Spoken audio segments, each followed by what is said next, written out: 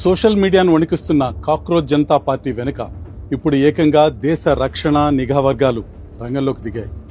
కేవలం 5 రోజుల్లోనే 15 million followers సాధించిన ఈ అకౌంట్ వెనుక దేశాన్ని అస్థిరపరిచే డిజిటల్ ఇన్సర్జెన్సీ కుట్ర ఉందని ప్రముఖ జాతీయ జర్నలిస్ట్ రాహుల్ శివశంకర్ బాంబు పేల్చారు.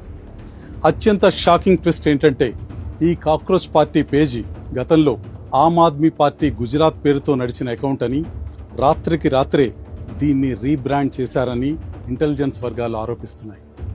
ఈ అకౌంట్ను ఫాలో అవుతున్న వారిలో అత్యధిక శాతం పాకిస్తాన్కు లింక్ అయిన విదేశీ అకౌంట్లే ఉన్నాయని రాహుల్ శివశంకర్ ఆరోపణలు గుప్పించారు. ఇంటర్నెట్లో కేవలం కామెడీ సెటైర్తో మొదలైన ఈ ట్రెండ్ రాబోయే రోజుల్లో రోడ్లపై అలజడులు, కాలేజీ క్యాంపస్లలో ప్రొటెస్ట్లకు దారితీసేలా డిజిటల్ మైండ్ గేమ్ ఆడుతున్నారని సెక్యూరిటీ ఏజెన్సీలు సైతం అలర్ట్ అవుతున్నాయి.